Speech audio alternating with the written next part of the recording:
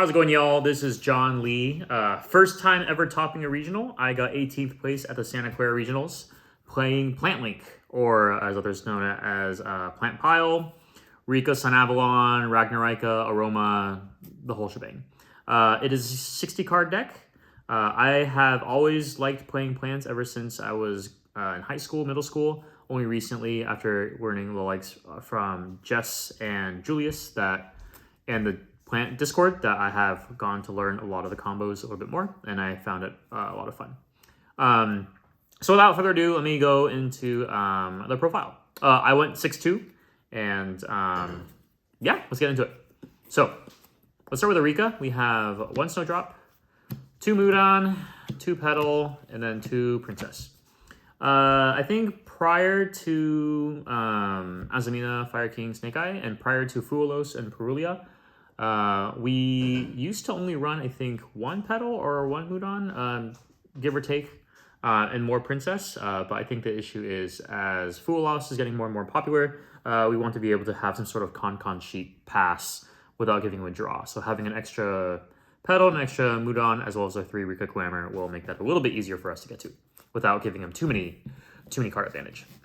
So that's Rika. I actually kind of like this. Even when testing, it did feel like sometimes I would have too much, like I maybe have like 2 Loci in hand, or too much Loci in my hand. This gives me some optional different kind of plays that I can have. So I like it. Then I'll go through the Ragnarika monster package. So we have 3 Evil Seed, Bloom, and Beetle. Now, I think Evil Seed is great because it is one of the best ways we can continue moving without hand traps. If we're able to do special summon Evil Seed, we can actually go through without nib, and we don't have to commit to a normal summon, which will be very useful later as you see some of my side deck, and generally it just means that if we get stopped, we still have a normal summon to go through. I don't think Evil Seed is very good against Fuwalos because you're forced to go into Ragnarika Skeletal Soldier and then do all these things. So I know some kind of cut it, but I personally really like the starter because I brick a lot. So we have that. We'll have the Aroma package, which is Humawind, Irma Blend, 1 Laurel, and 2 Rosalinas. Again, I think because there's just so much stuff in our deck, we couldn't really fit everything. There used to be 3 Rosalinas. I cut it down to 2 to make some space for the Rika engine, as you saw. We have an extra Petal, we have an extra Mudan. So that was another thing we had to do. With the addition of Primates too, we also had 3 additional kind of unexpected die starters. So having to ensure that we have space for that means we have to cut some other starters out. So that's what I have here. And then we'll have the Rika spells. So these are what Mudan will get you. 1 sheet, 3 glamour, camera okay, and 1 con. Best card in the plant deck, in my personal opinion. Con saved me many times. I think it is very much vital to our plan, especially against Tenpai. I think 3 Glamour is really nice because, again, when I mentioned before, it can bait Ash. It can extend if they imperm your Dryas or something like that, or they Ash it. And you're able to get Mudan without having to commit to some sort of extra deck summon or deck summon. So if you Fuwalos, this is very useful to see. And then, of course, Sheet is great because it can stop Tenpai in its tracks just with 1 card, which is kind of crazy. Okay, and then Sun Avalon package, we have 2 Seed, Sun Seed, and Sun Seed Twin. Why we don't have 3 Seed? Because we got 3 Primates. And actually, I have Loadly Load as well. So we have like 4 extra ways of getting a special summon. And because of that, I don't think we need 3 of the normals because, like, you don't really want to see the Seed, you want to see the special summon instead. We like our normal summon. Or we want to preserve our normal summon if we can. Only 1 Sunline Sewing because then we need to make space. We have Lone Fire. Lone Fire is a 1-of. This can kind of be a pseudo starter. Like if you have Lone Fire in your hand, you can just run Lone Fire, start it, and go into any of the starters you'd like. Evil Seed, Loci, or Aroma. I personally like I like personally going into the Sun Avalon start just because it gives you so many bodies on board, and then going from Sun Avalon to Ragnarika lets you get this back in the graveyard. and you can use it again for however you wish. It's a pretty big normal summon commit though, so like if they impermit on summon or like they ash it and then you have no extenders and you're kind of cooked. Now for the extra special summon stuff. 3 die. This is, in my eyes, one of the best starters. I've had a lot of people in the regional actually ash this. This is not something you want to ash because we have a lot of these starters. This is not once per turn. And on top of that, we also got 3 more. Primite Roar. And I also have a Lordly Load as well. So basically, we have 7 cards that help us get into a special summon of Sunseed Loci, which is why we cut from 3 to 2. This one, I actually never really used this one too much. I actually never really saw it during my whole regional. And I also know this kind of plays into droll pretty hard, and droll was everywhere that I saw, which was not great. But these are great. I actually had pretty lucky hands in the tournament. I saw these pretty often, and they were quite useful. Oh yeah, Primate Roar is also not once per turn too. So it's really nice, like if they fuwalos you and you can just Primate Roar immediately. If you had like Clamor in hand, then you can do a free tribute for Mudan and everything. It's pretty nice. Okay, what else do we have? Therion package. This is for the Omni Negate. This is very useful as well.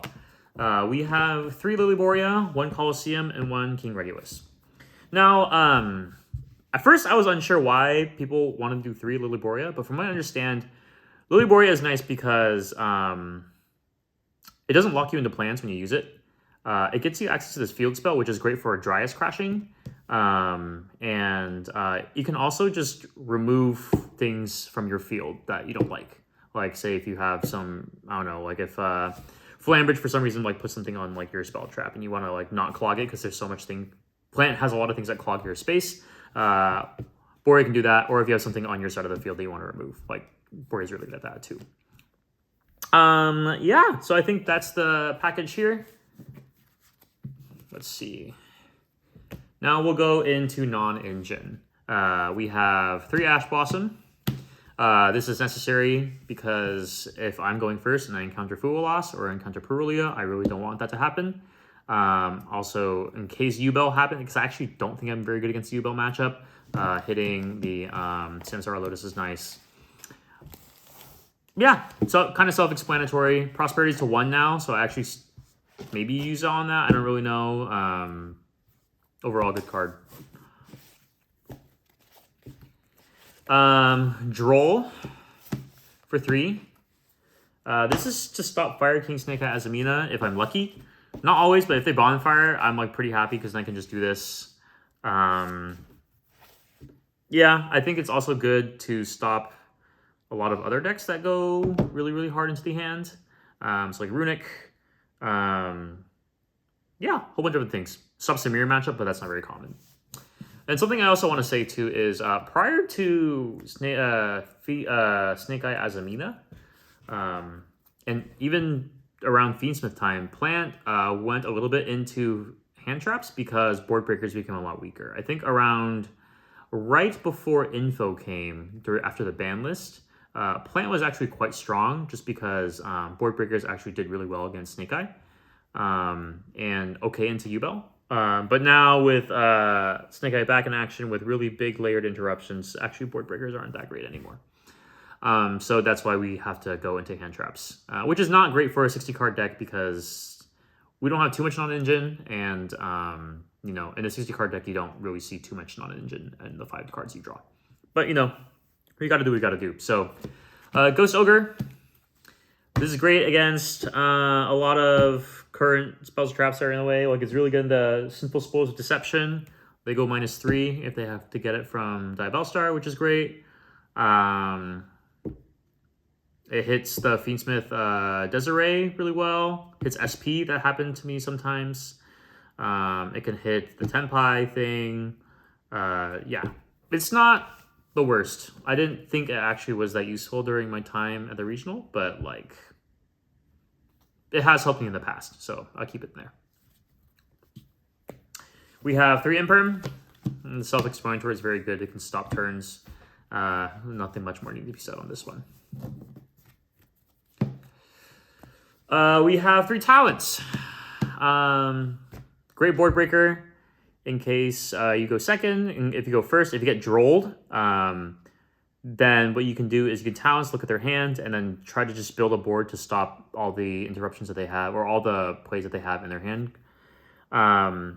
Plant has tons of interruptions that you can set up, and sometimes you can also do that in droll. So I think like tactics overall is just really good. We are very hand trap proof generally, besides droll and besides shifter. So if they ash us anyway or veer us and we have ways to play through, like this is just a great way to look at their hand, remove the last remaining hand trap or 2 remaining hand traps or whatever, or their starter, and then keep going. That hand knowledge is extremely useful for how we build our board. So this is a very good card. 3 evenly. This never really came up because I actually faced 5 Tenpai in my 8 matches, and so I never really went second. And this kind of sucks against Tenpai because you don't usually last a turn until you don't last a whole battle phase usually. But I mean, theoretically, this is for more rogue matchups where I don't have any hand traps, but I have a blowout card. I've heard a lot of people say that maybe if you're going more hand trap heavy, maybe these should be hand traps too. But I think prior to info, we were used to having Dark Ruler no more, evenly, Book of Eclipse, all that stuff. So I think this is just kind of a remnant of that. I came in to some use in my last match, but I had evenly. I just didn't have anything else to out the last bits of his board. So it was all right.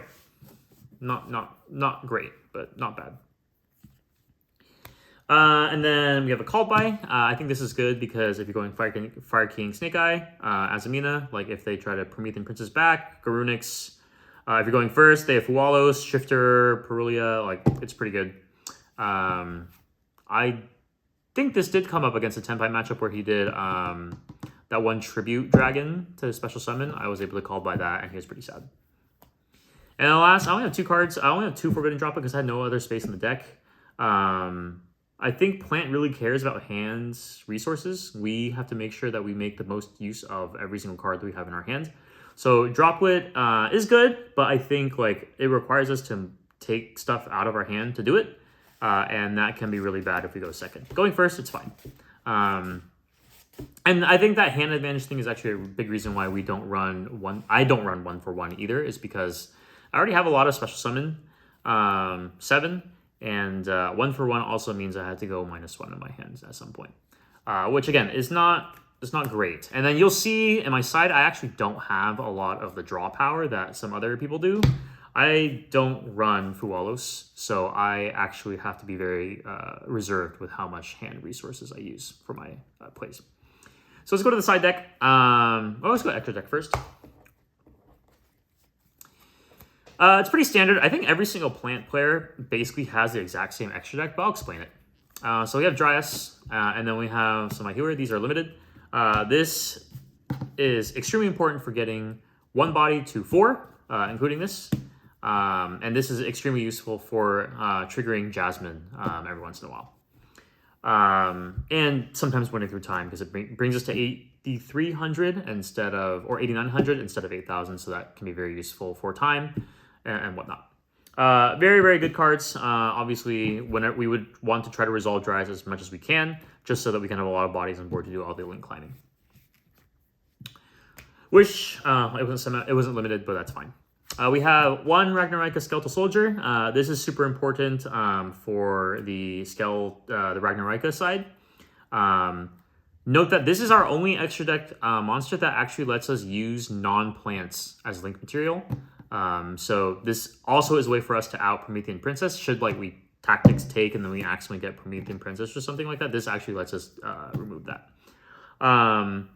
So in that reason, it's important. It's also very good for, I guess, regaining our resources or preserving our extra deck resources because it has a graveyard bounce effect where it bounces a plant on our side of the board onto our deck. It could be extra deck or main deck to special summon itself. So it's a very good floater. It's a very good recursive tool. If you don't blow all your resources on turn 1, it's a great way for you to continue playing. Very, very good. Love it. Of course, we have the 3 Jasmine. This is a cracked card. I really hope they don't hit it, and I'm sure they won't because this deck is so under the radar. This is a soft once per turn. Every time you gain life points, you will search a plant. I have heard that you can actually probably get people to do this 5 times. I definitely have only really done it 4 times, but generally summon it. Usually can get 2 out at the same time, and then 1 life point gain will trigger 2 searches. So one of them's chain blocking the other one. With Skeletal Soldier, you can bounce one, bring it back out. If you have a way of gaining life points, that can trigger again. And then the other thing is if you look at Sunseed Twin. Sunseed Twin's effect is also like you can revive a Aromaseraphy Jasmine by banishing one of the link monsters on your side of the field if you have 2 Jasmines in the grave. So like you have a few ways of getting Jasmine back out on the board, and for that reason, there's a lot of ways to just constantly be getting life points. The other thing I also want to mention too is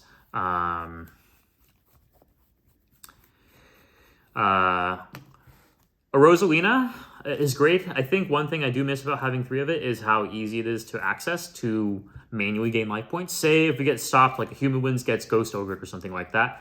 Rosalina also is a discard to increase life points, and this is a nice way for us to also continue Jasmine plays as well. So great way to also gain life points. All right, this is super important. We got 1 Rosemary. Rosemary brings us to Blend and Human Winds.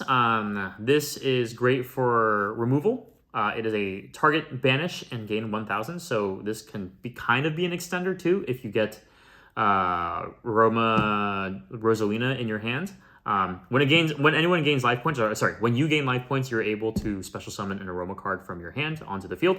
And when it banish tributes and when it tributes to banish, it also gains 1,000. So like that's a great way for you to continue plays. Dance Peon. This is sometimes used in a lot of some combos, just to do level manipulation. If you have like Princess in the Grave, or if you have like Snowdrop or Lilyboria in the grave, you can make things level 4 or 8, and that way you can do some fun little XYZ summoning, which is cool. It can also be like I've been interrupted a whole bunch, and this is kind of like my final Hail Mary. Channel your inner tier limits.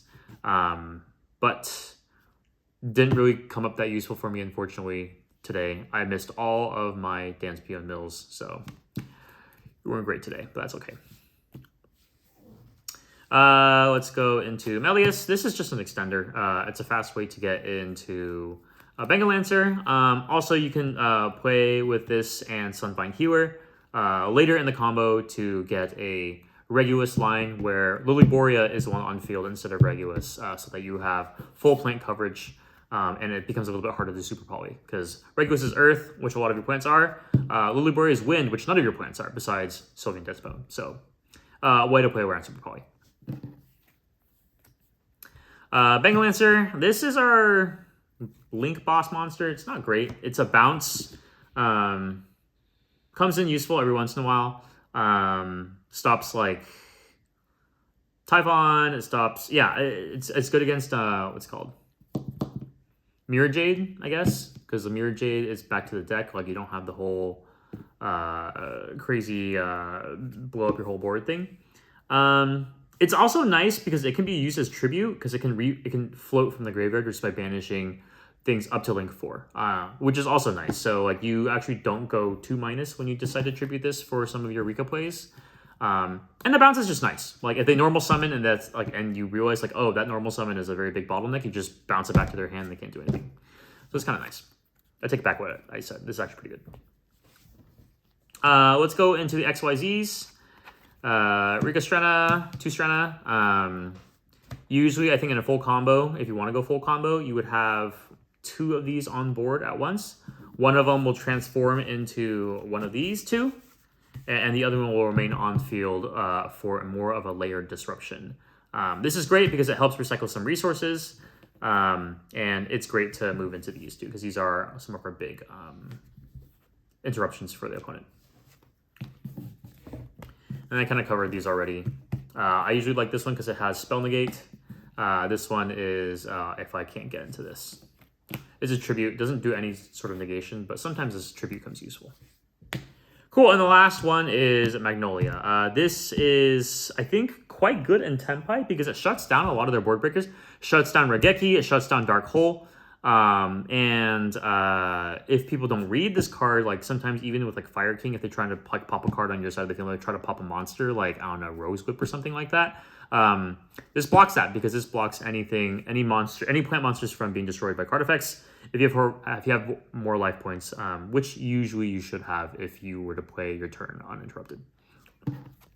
Typically, I actually don't build this unless I know I'm against Tenpai, or I know I'm against something that does a lot of card destruction on my side of the field. I typically like reserving this for kind of clapback plays. Like if I go turn 3 and I need to end the game, this is one of our best ways of ending the game because it also is a non-target banish, and it like buffs up all your plants by like 1,300 life points if you use Rosaline on it, which is very, very powerful. Cool. So that is our extra deck. Now let me go into the side deck. I have 2 thrust targets, which is D-Barrier and Dimensional Shifter. Different Dimension Ground, sorry. This is for Fire King, for Snake Eye things. This is for Tenpai. This is also for Centurion. And this is for like anything like Mermails, Memento, etc. These 2 kind of cover a lot of the use cases, so pretty good. These actually never came up though. I never saw them once during my whole my whole regional, which kind of sucked, but that's fine. We have 1 Perulia. I pulled this. I didn't want to buy it because it's $90, so I just pulled it. It was free. I got it during YCS SAC for the entry packs. I only have 1 because I don't want to spend $180 for 2 more. Yeah, I mean, the idea is like if I actually did draw this in a 60 card deck, even drawing a 3 of is like not very guaranteed. It's like what, 20%, something like that. It sucks. But if you do happen to draw it and you're against like Fire King, Snake Eye, like, oh, maybe you get like 2 or 3 extra draws, which is good. Again, because our hand resources are very, very important. I never saw this either. Nibiru. I only have 2 of them because I have 1 Perulia, so we don't have like a nice 3 of whatever. I subbed this in like this morning. I played against 5 Tenpai and I went first every single time. I never saw this. Out of the 8 matches, and I guess 3 times I went second, I have never seen this. So that kind of sucks. But I think the idea is like if you're able to bait out the Sylvia Omni Negate, which like with Ghost Ogre or something like that, this could actually do a good amount of work. But again, that's all theory because I actually never really played with this. This used to be Cosmic, but I realized like I don't have enough hand traps to stop them from making Omni Negates before it becomes my turn, and then Cosmic with an Omni Negate I don't really think does very much. So we have 3 Thrust. This also never came up during the whole tournament, which was unfortunate because I played a lot of Tenpai when I was second. They did a lot of shiftering, a lot of drolling. I never saw these. I'd always side these in. So I never saw these, and never really had good use. So as a result, I also never really opened with these either. So theoretically, they're great. They help you open up into Dye, Sunvine Sowing if you get ashed on dries for some reason. Evenly, Tactics, a whole bunch of things. A lot of Rika and a lot of Plant Link has like normal spells. So this is a great way to also get that too. Okay, these are here. We have Rose Whip. This came up all the time. This is the card that I almost always relied on whenever I was playing Tenpai. I think this and Regulus forms a very, very impenetrable lock in my eyes because I don't think Tenpai usually runs Dark Ruler and evenly. So the only way that they can out Rose Whip Regulus is with like a Forbidden Drop Whip at like a -3 or 4. That's a lot. And after that, they have like 1 or 2 cards left in their hand, and like if they have a way to out Sheet, Princess in Graveyard, like Strenna that can be tributed for more things. You have a bank, like it's just a lot. It's like really, really hard for them to kill. So this with Regulus, like I even once did a Perulia fuwalos challenge. I made the guy draw 19 cards. I had this out early and I had Regulus out early with Luliboria, so I knew that they could only imperm or impulse me once. And I let them keep drawing because at the end of the day, like if I had enough of my negates, those 2 cards alone will stop almost all Tenpai from breaking your board. And then really, they have a lot of the same cards. Just like they might just draw 3 paidra, 3 chandra, or whatever. It's pretty easy to stop which one of those because we don't care that much about the field spell due to our tribute for cost effect negation. So this was MVP, and this is the reason why I won top 8. What else? Sphere mode. Again, I almost never went second because I had 5 Tenpai. Theoretically, with 7 special summons, I guess 10 potentially including Evil Seed, and you also have some glamour shenanigans that you can do. Ideally, you'd be able to grab Sphere mode, hit the board like Fire King Snake Eye or something like that, and then do a special summon to keep playing. This way it turns off Princess, or it can trigger talents for you because they're going to do Members to revive a whole bunch of stuff. But this never came up because I only faced 1 Fire King Snake Eye, and I lost because I got droll nibbed going first. Twice. How fun. And then last 3 board breakers. Lightning Storm, and Harpy Feather Duster. I heard a lot that I think Cosmic might be better. I think that makes sense, but I do feel like I want to find a way of breaking back row with Thrust. So if they have like a ton of like, I don't know, if they have a ton of imperms or something like that, like this is great. If they have floodgates, this is great. To also shut down their other things that they set in the back row. Obviously, Cosmic is better because it bypasses things like Centurion back row protection. It hits Fire King's Island a lot more, but I think in terms of consistency, 3 of these cards in a 60-card deck is kind of hard to see. So yeah, would rather have Thrust to find what we need. So yeah, that's pretty much it. One thing I kind of wanted to show everyone was I played a lot of Tenpai.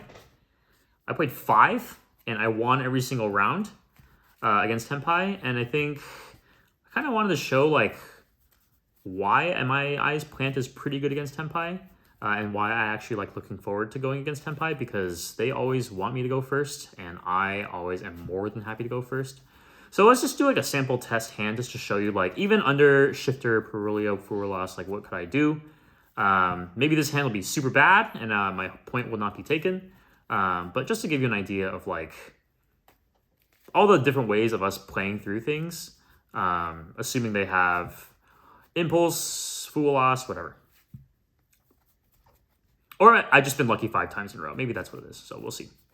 So let's look at the top 5 cards. Let's see. That's good. That's good. That's good. Wow, that's great. That's pretty good too. So I think with something like this, if they Purulio you, you will go unexpected die. You almost always will go unexpected. Okay, yeah, if they Purulio you, they will unexpected die. And the reason for that is because you can actually make an unexpected a line to Con sheet with Mudon on the field and 4 cards in hand just from unexpected die alone. And they get 0 draws. So I think that's pretty incredible. I think you can get Bengal Answer too. So that's pretty dope. If they hit you with Shifter, this is also fine because you can still get into Mudon sheet with Jasmine on field, and then you have 4 in hand. So look at these can be like hand traps, like my Imperm. That's great. Yeah, so that's the other thing. If they fuwalos, I would normal summon Petal.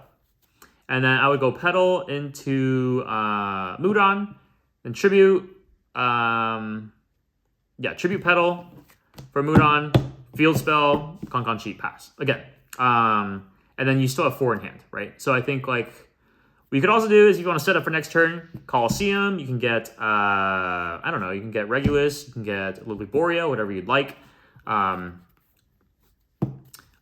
Just to set up for a follow-up and hope that they don't have anything that breaks you. So if that happens, so those are like the 3 different ways of playing through, right? Like if they have fuwalos, Purulio, and Shifter, I think those are the most common 3 hand traps you see them play. Those are the different ways of playing through it in my eyes. If we get hand trapped along that way, a little trickier for sure. But I think I've been lucky enough that that has not happened because we're able to play through those things without letting them draw any of these cards. And yeah, maybe I was lucky my Tenpai players didn't get anything super, super crazy. Let's try one more hand.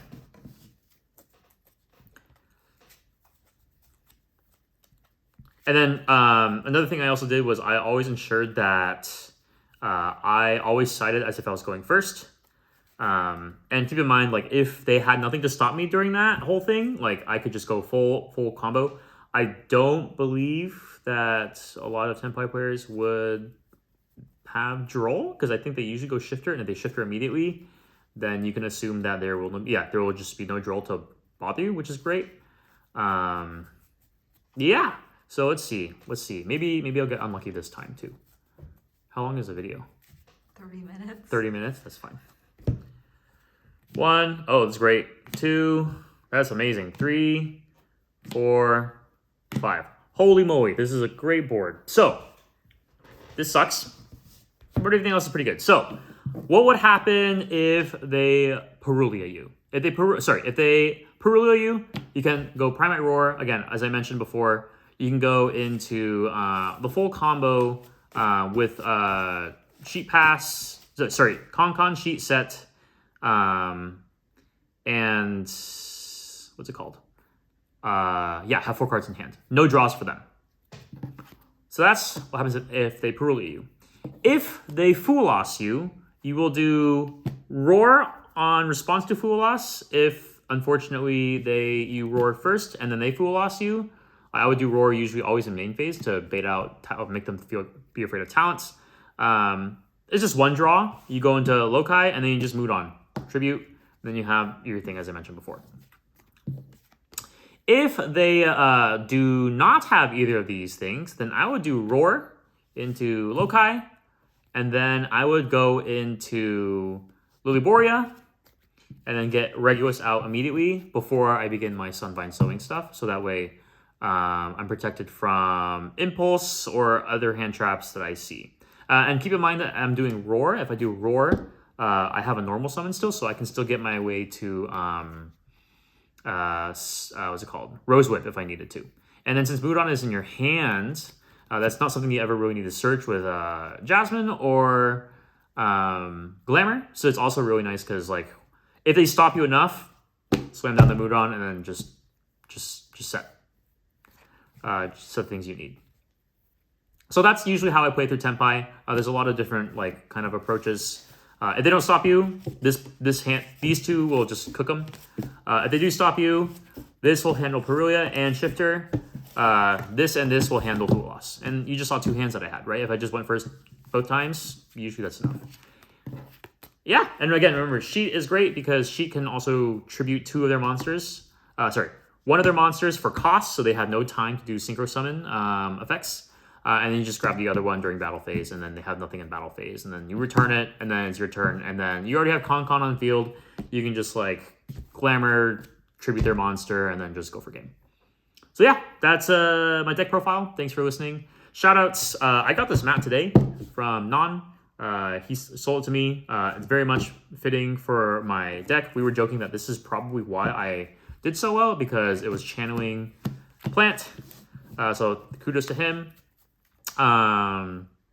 Thanks to a lot of people in Valley Fair and Tofu's, a lot of good friends there on my Discord. We did a lot of labbing together, we did a lot of playing together, and just overall good vibes and good fun. Yeah, and a lot of celebrations too for my first regional top. So this is great. Thanks, y'all.